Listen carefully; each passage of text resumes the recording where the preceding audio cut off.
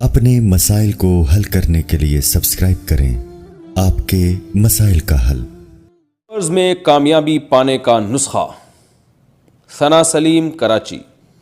میرے بورڈ کے پیپر ہونے والے ہیں، مجھے کوئی ایسا طریقہ جاننا ہے جس سے پیپرز میں اچھی طرح کامیاب ہو سکیں۔ اکثر میرے ساتھ ایسا ہوتا ہے کہ میں پیپر یاد کرنے کے بعد بھول جاتی ہوں، اس بارے میں کیا حل ہے؟ جی محترمہ، آپ یاد کرنے کے بعد اس لیے بھول جاتی ہیں کہ آپ یاد اچھی طرح نہیں کرتی، تو آپ پہلے سے یاد کریں، بار بار ریپیٹ کریں۔ سورہ فاتحہ آپ کو امید ہے اچھی طرح یاد ہوگی، وہ آپ نہیں بھولتی ہوں گی، اس کی وجہ یہ کہ وہ کئی بار آپ ریپیٹ کر چکی ہیں۔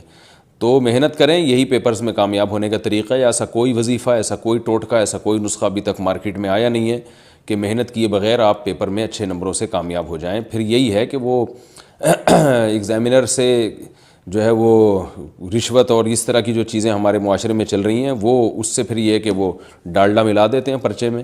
ان کے پاس ہول سیل کے حساب سے نمبر ایک دیگ میں پڑے ہوئے ہوتے ہیں، جتنے پیسے دیں وہ اتنے نمبر پرچے میں ڈال دیتے ہیں۔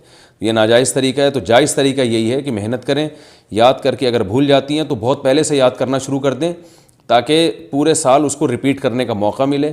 جب بار بار ایک چیز دہرائی جاتی ہے تو وہ انسان کے ذہن میں لاشعور میں داخل ہو جاتی ہے، تو وہ پھر انسان نہیں بھولتا۔ اگر آپ سورہ فاتحہ بھی بھول چکی ہیں نا یاد کر کر کے، تو اس کا مطلب ہے واقعی آپ کا ذہن کمزور ہے۔ لیکن میرا خیال ہے سورہ فاتحہ، سورہ فلق، سورہ ناس، قل واللہ احد، یہ سب صورتیں ہمیں یاد اس لیے ہوتی ہیں کہ ہم نے ان کو بہت دفعہ ریپیٹ کیا ہوتا ہے۔ تو یہ اس کی علامت ہے کہ جو بات بہت دفعہ ریپیٹ کی جاتی ہے وہ یاد ہو جاتی ہے۔ میں سورہ بقرہ روز پڑھتی ہوں، کچھ لوگ کہتے ہیں کہ سورت جلالی ہے، روز نہیں پڑھنی چاہیے۔ مجھے سمجھ میں نہیں آتا کہ کون سی سورت جلالی کیسے ہو سکتی ہے، کوئی سورت جلالی کیسے ہو سکتی ہے؟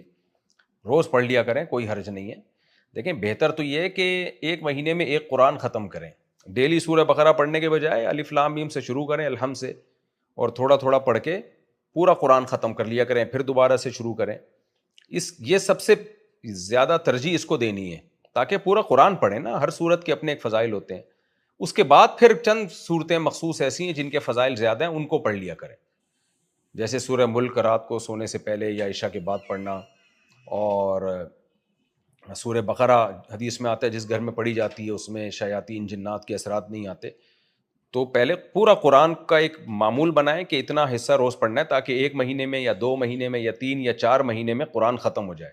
اس کے بعد پھر اضافی جو ٹائم ہوگا وہ آپ بے شک ڈیلی سورہ بقرہ پڑھیں، کوئی جلالی نہیں ہے، فائدہ ہی ہوگا انشاءاللہ، نقصان نہیں ہوگا۔ کیا قرآن تو سارا ہی جلالی ہے بھائی، اس دیکھا جائے اللہ کا جلال اس میں ہے، لیکن رحمت بھی ہے وہ۔